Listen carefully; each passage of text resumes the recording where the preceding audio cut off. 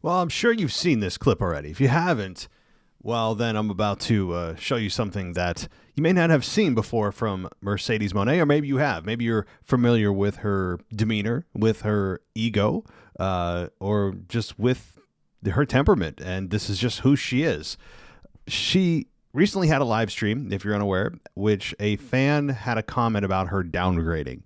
She took that to heart. She didn't like it. She had to remind the fans, that particular fan and all fans, that indeed she is happy. She's happy in mind and happy in her bank account. She's full and rich in spirit. So why don't we take a look at this? All right. And then we're going to come back. I've got some comments about exactly what the heck's going on here. And we'll see. All right, let's go. I just saw someone say, downgrade has to be studied.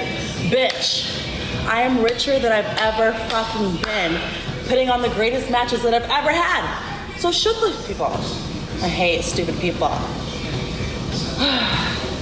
I'm living my best life. The greatest life ever. Upright, baby. Because I went forward and I didn't go back. It's the best feeling ever to be rich in spirit, rich in your bank account, and just rich in life. It's the best. All right, so, let me just say this. First of all, if you need to tell people about how rich you are, you're not rich. Or at least, you're not rich in the way that you wish that you were. All right? You may actually have dollars in your bank account, many dollars more than most people on this earth. And that's probably true. But if you have to out loud talk about how much money you have, when that's not what the fan was even talking about, the fan was just talking about how you downgraded going from WWE to AEW. But then she brings up money, and that somehow deodorizes her decision, I guess, or justifies her decision. Then that kind of tells you who she is. This is her. This is the completely just insufferable character that in WWE, I wasn't a big fan. Now, is she talented in the ring? Yes. Is she good on unscripted promos? No. We've seen that in AEW. AEW, she's been a complete disaster on the microphone. She's not good ad lib. She's not likable. She is absolutely a heel, and whether they try to change her into a babyface and keep her a babyface, I don't know. I don't really follow AEW that much because here's the thing. Whether you like AEW or not, and I am not against AEW, I hope it succeeds. It is objectively a downgrade to go from the number one pro wrestling company in the world to AEW. Right? They are light years ahead of AEW in terms of ratings, revenue, viewership, every metric that you can come up with. Global reach, they are ahead of AEW and continue to widen the gap. All right? It's not an upgrade. You may have more money in your bank account, but it just speaks to who you are, that's where you go to tell people how happy you are. And by the way, she just got a divorce. We're all supposed to apparently celebrate that.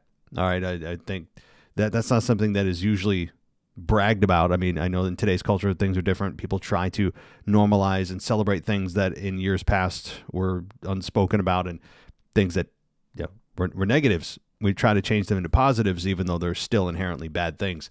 So it has always been about her. She is always about Mercedes. She's always about herself.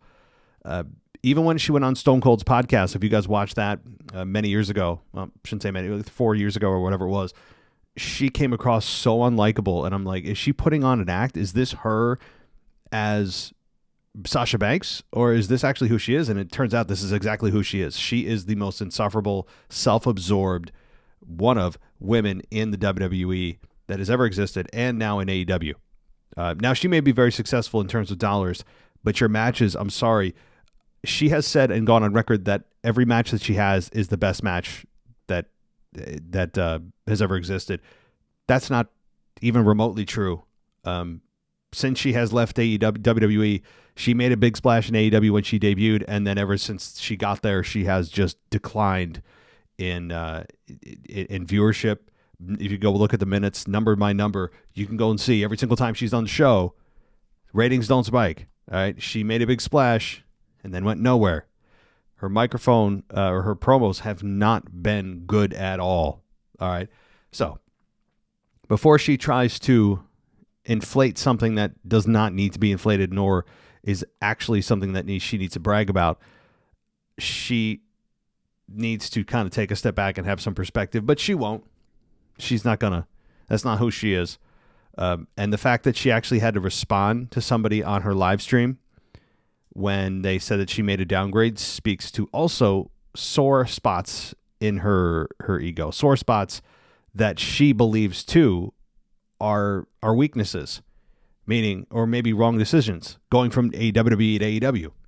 And, I mean, time will tell. I don't wish any ill will on her at all. But when it comes to just objectively looking at her from a pure ego perspective, I mean, let's watch part of this again. It's insufferable. The greatest life ever. Upright, baby. Is she 15? This is how teenagers speak. This is how, when you're trying to convince somebody something that you don't even believe, that tone is exactly what you use. We've all seen it. But I haven't seen that since high school. And it looks like she is a girl who has not grown up and still believes that the way you measure success and fullness and fulfillment in your life is by dollars. No one asked you about your bank account, Mercedes. Yeah, nobody. But apparently it's important to her, and a way to clap back at the person who said she made a downgrade. You can still make a downgrade and also make more money and have more money, because again, downgrading isn't inherently about money, but to her it is. So I am so glad WWE did not re-sign her. They don't need her. And so anyway, I'm sure I'll get some fun comments here, but that's my take. If you guys want to go listen to more of my full reviews on things, you can head out over to Apple. I have full podcasts that I do, about 45-minute reviews for Monday Night Raw every single week, and about the same length of show on a Sunday. So take care, guys, and we'll see you in the next one.